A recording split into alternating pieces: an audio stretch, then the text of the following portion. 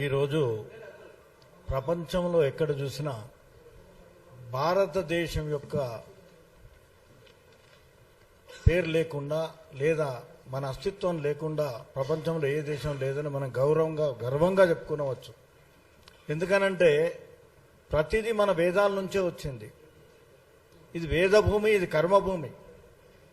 ఈరోజు ఈ నాసా వీళ్ళు ఏ ప్రయోగాలు చేసినా ఒకప్పుడు ఇవన్నీ మన వేదాలలో ఇప్పుడు కూడా ఉన్నాయి. ఆ మధ్య ఒక సమస్య వస్తే మన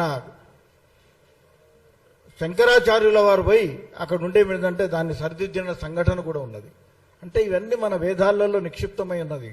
కాలక్రమేణా మనం వాటికి కొంచెం దూరం కావటం, కేవలం ఒక వర్గం వారే దాన్ని ఇంకా కాపాడుతూ పోతున్నారు. కాబట్టి ఏమిటంటే దీని గురించి ప్రపంచంలో ఇంకా మన గౌరవం ఉన్నది. కాకపోతే మనం గౌరవించుకోవడం అన్నది కూడా నేర్చుకోవాలి. ఈరోజు ప్రపంచంలో చూడండి, ఒకటే మీ అందరికి ఒక చిన్న ఇప్పుడు విషయం చెప్తాను. ప్రపంచం మొత్తంలో ఎన్ని వారాలు ఉన్నాయండి? వారానికి ఎన్ని రోజులు ఉన్నాయి? 7 రోజులే కదా. ఆదివారము ఆదిత్యుడు, మనం ఆదిత్యుడు ఉంటాం, సన్ అని ఇంగ్లీష్లో అన్నారు. మూన్ సోముడు అంటే చంద్రుడు.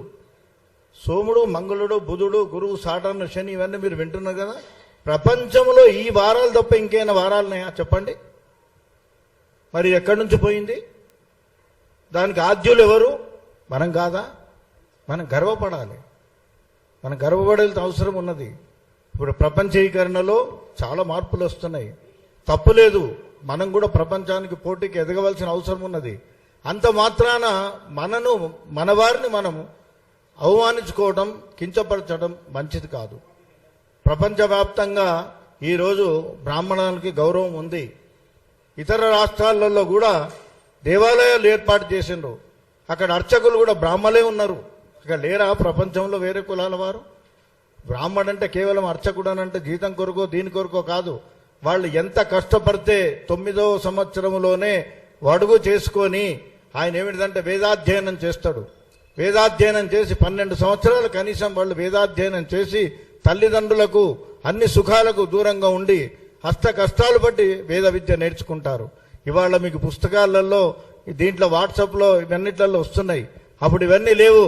కేవలం ఆ జ్ఞానమంత వారి యొక్క మేధాశక్తి మనస్సులో రికార్డ్ అయి ఉండేది. దాన్నే వాళ్ళు ఏమిటంటే తరతరాలుగా చెప్పుకుంటూ వస్తున్నారు. అందుకే ఇప్పుడు మీకు కొన్ని గ్రంథాలు కనబడుతున్నాయి. పూర్వకాలంలో ఇవన్నీ లేవు.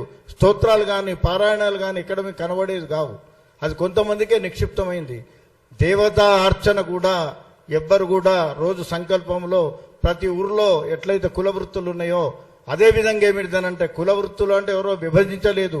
ఏ పని చేసేవాడిని ఆ పేరుతో పిలిచిండ్రు.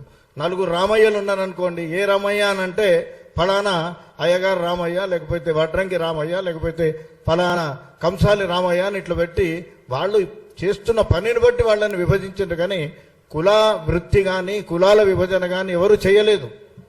దాని మీద ఎవరో చేసిండ్రని చెప్తున్నారు కానీ ఎవరు చేయలేదు. వృత్తి ఈరోజు కూడా అంటున్నాం మనం. ఈరోజు ఏమంటారండి, సెలూన్లో ఏ కులాల వాళ్ళు చేస్తున్నారో తెలియదు మనకు.